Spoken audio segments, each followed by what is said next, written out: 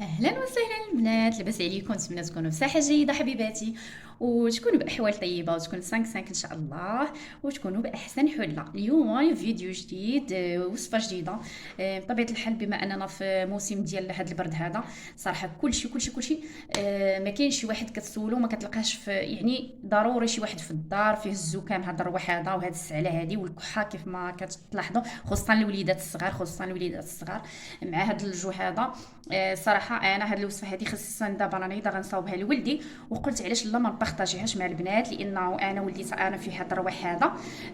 وصافي وجيت غنصاوب له هاد الوصفه هذه. راه البنات زوينه للوليدات وحتى للكبار، يعني بما انها كتصلح للوليدات ابتداء من عامين. انا راه عندي ولدي عنده 3 سنين، دابا راني غادي نصاوبها له، وقلت علاش لا ما نبارطاجيهاش مع الاخوات يستعملوها. يعني راه هذه الوصفه هذه كتصلح للصغار وحتى للكبار، يعني ما فيهاش حتى شي ضرر. زوينه بالنسبه اللي كيعانيو من السعال وعندهم هكايا ديك البلغم في صدرهم، كتحيد لهم داك البلغم، كتحيد لهم السعال. يعني شي حاجه زوينه بزاف البنات، وللزكام للرواح كتسرح النيف، ويعني زوينه لهذا الفصل هذا اللي حنا فيه هذا، يعني كوقايه. واخا راني البنات راني ما نكذبش عليكم، خديت له الدويات من الفارماسيين ولكن ما داروا له حتى شي حاجه. هذه الوصفه هذه راني البنات كنستعملها له 2 مرات في النهار، كنديرها مره في الصباح ومره في الليل. صراحه الرحمه ديال الله، يعني غتستعملوها وغتجربوها وغترجعوا تجيو عندي الكومونتير وغترحموا لي الوالدين. راه شي حاجه زوينه يا البنات، وكتليق للناس اللي عندهم الحساسيه مع هاد الفتره هذه. راه الحساسيه كتجعر على بنادم. المهم كنصحكم بها، زوينه بزاف. وداكشي علاش انا ما كان حتى كنكون مجربه شي حاجه عاد كنبغي نبارطاجيها معكم هنايا عندي في لاشين.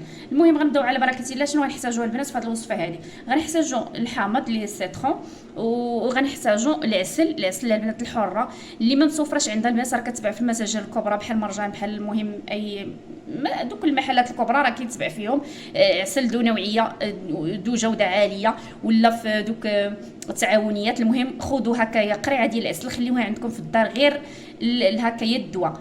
صافي. المهم كنحتاجوا معلقه صغيره ديال العسل، راس معلقه ديال السكنجبير او الزنجبيل، راس ملعقه. الا كان عندكم طري البنات كان احسن، غير تحكوا واحد شويه. انا ما عنديش طري، غنستعمل غير راس معلقه صغيره من السكنجبير او الزنجبيل. غنستعمل عود ديال عرق السوس، ماشي كامل غنستعمل منه، هانتوما غتشوفوني كنقطع غير شويه. اللي عندها مطحون دير نص معلقه، اللي ما عندهاش غدير بحالي انا هكايا كيف ما غادي نستعمل انا الوصفه. وصافي غنحتاجوا الماء طايب.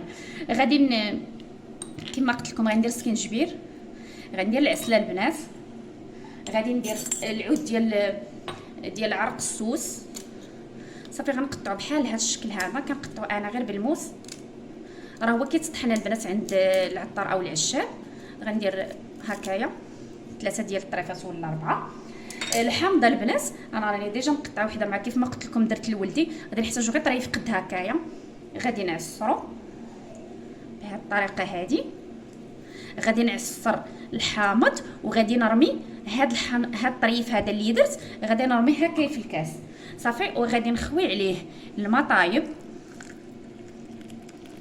بهذه الطريقه هذه، وغادي نخليها البنات حتى يولي غير دافي. غادي نغطيه دابا وغادي نخليه حتى يولي غير دافي، وغادي نصفيه ونعطيه لولدي هكا يشربو قبل النعاس وفي الصباح من يفطر، واحد نص ساعه من بعد الفطور. وحتى الكبار، يعني الوليدات الصغار بالنسبه لهم غنديروا لهم غير نص كاس، ولكن الكبارين كاس قبل ما يبغيو ينعسوا، وكاس من بعد الفطور بواحد نص ساعه. والوليدات الصغار غنعطيوهم غير نص كاس. بحال دابا انا درت كاس، غادي نعطيه هو يشرب نص كاس وختو نص كاس قبل ما يبغيو ينعسوا. انا دابا هاد الوصفه هذه راني كنصور معكم في العشيه، يعني دابا راه حنا تقريبا شي 8 شي 7 ديال العشيه. هذا ما كان البنات. المهم انا بارطاجيت معكم هذه الوصفه هذه، راه من القلب زعما شي حاجه زوينه. عرق السوس راه غني عن التعريف، فيه يعني مواد واعره بالنسبه للناس اللي كيعانيو من حساسيه ديال الصدر او حساسيه ديال الانف. راه عرق السوس شي حاجه زوينه. والحامضه البنات راكم عارفين فيه فيتامين سي غني عن التعريف، يعني راه شي حاجه زوينه حتى هو لهاد نزلات البرد والزكام.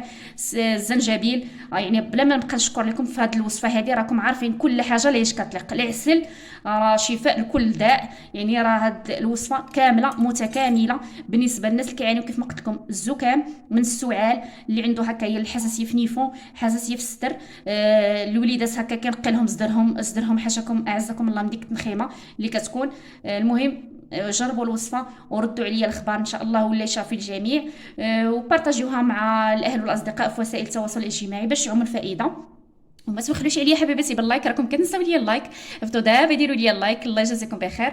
وشي كومونتير زوين اللي عندكم، شي تساؤل شي استفسار خليوه لي في الكومونتير لتحت، ومرحبا بكم والف مرحبا. يلا ان شاء الله نتلاقاو في فيديو جديد مع وصفه جديده.